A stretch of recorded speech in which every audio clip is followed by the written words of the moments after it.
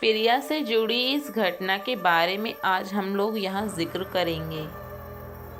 प्रिया एक बेहद ही मासूम और खूबसूरत लड़की थी जिसने अक्सर जमाने से सिर्फ ठोकर और धोखा ही खाया था। वे किसी पर विश्वास नहीं करती थी। वे अपने माता पिता के साथ एक सुख और शांति का जीवन जी रही थी। सुख और शांति का जीवन जीते जीते प्रिया के साथ अचानक ऐसी घटना घटती है जिसका प्रिया ने और उसके माँ बाप ने कभी कल्पना भी नहीं की थी। प्रिया के माँ बाप एक शहर में रहते थे जहाँ पे उन्होंने घर लिया था। वे उस गांव से उस शहर में शिफ्ट होते हैं और प्रिया के साथ उस नए घर में कुछ अजीब अजीब घटनाएं घटती हैं।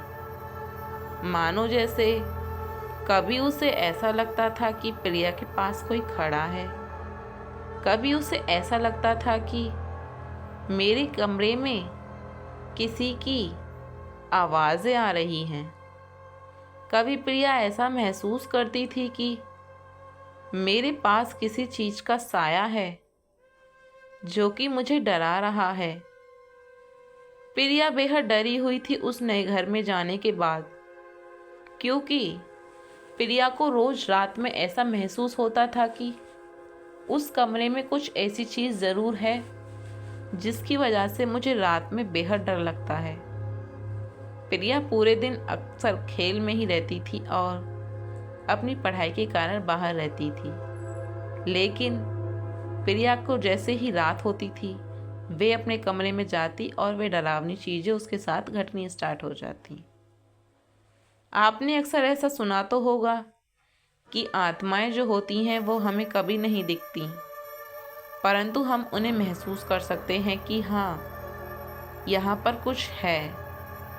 एक गंदी महक जो होती है वो एक ये बताती है कि इस जगह पर कुछ ऐसी चीज़ है, इस जगह पर कुछ ऐसी चीज़ मौजूद है जिसकी वजह से ये महक आ रही है। यानी कि वो महक जो होती है वो उस आत्मा की होती है जो हमें कभी दिखाई नहीं दे रही होती। देखते वक्त में वे आवाज़ें अब प्रिया को और भी ज़्यादा सुनाई देने लगीं। प्रिया ने सोचा मैं क्यों ना मम्मी पापा से इस बारे में बात करूं। वे अपनी मम्मी पापा से इस बारे में बात करती है और उनको बोलती है कि मुझे आवाज़ें सुनाई देती हैं, मैं क्या करूं। उसके मम्मी पापा इस बात को इग्नोर करते हैं और उस पर ध्यान नहीं देते। बोलते हैं कि शायद नया शहर है तो इस वजह से शायद तुम्हें रात में हड़कल की वजह से ये आवाज़ें सुनाई देती हैं। लेकिन वो सब चीज़ जो थी वो प्रिया का वहम नहीं था, वे एक सच्ची घटना थी जो उसके साथ घट रही थी। अब प्रिया के साथ बीतते दिनों में वो आवाज़ें तेज होने लगी और प्रिया को ऐसा महसूस होता था कि जैसे उसके पीछे कोई खड़ा है। प्रिया डर के मारे अपने बिस्तर पर बैठ जाती है और उसकी हिम्मत भी नहीं होती कि वे पीछे मुड़कर देखे। तभी प्रिया पीछे मुड़कर देखती है तो वहाँ एक काला साया सा उसे दिखाई देता है, जिसके कारण वह डरती है और कमरे से भागकर अपने माँ बाप के पास चली जाती है। प्रिया बताती है उनको कि मैंने वहाँ उस आत्मा को देखा जिसकी आवाज़ें मुझे रोज़ आती हैं, मगर प्रिया के माँ बाप उसकी एक न सुनते और बोलते हैं कि वे आवाज़ें हमें क्यों नहीं सुनाई देती। प्रिया ने बोला कि आप मेरे रूम तक चलो, क्या पता आपको वे आवाज़ें वहीं सुनाई दें। वे दोनों उसके रूम में जाते हैं और वो आवाज़ें अब उन दोनों को भी सुनाई दे रही थीं, क्योंकि जो आत्मा का वास था वो उस कमरे में ही था जिस कमरे में प्रिया सोती थी।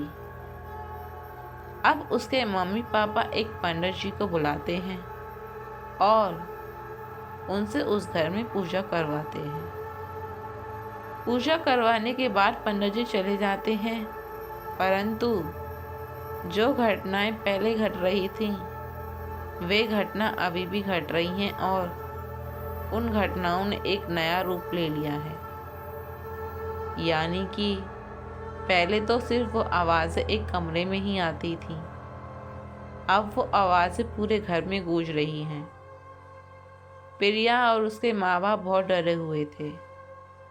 वे पंडित जी को दोबारा बुलाते हैं और अपना मंत्र का जाप करते हैं, उस आत्मा को कंट्रोल करने की कोशिश करते हैं, लेकिन वह आत्मा कंट्रोल नहीं हो रही थी और वे अब ज़्यादा ही ताकतवर होती जा रही थी, जैसे कि अब उसके पास पता नहीं कोई अटूट शक्ति आ गई हो। पंडित जी अपना काम करते हैं, मंत्र पढ़ते हैं, थोड़ी सी घर में शांति होती है, मगर वे आवाज़ें फिर आनी स्टार्ट हो जाती हैं। पंडित जी सोचते हैं कि आखिर ये हो क्या रहा है। पंडित जी अपने मंत्रों के जाप की वजह से उस आत्मा को सामने लेकर आते हैं और उससे पूछते हैं कि तुम कौन हो और क्या चाहती हो। वे बोलती है कि मैं इस घर की मालकिन हूँ, मैं अपने घर में किसी को नहीं आने दूंगी, जाओ यहाँ से वरना मैं तुम्हें ख़त्म कर दूंगी।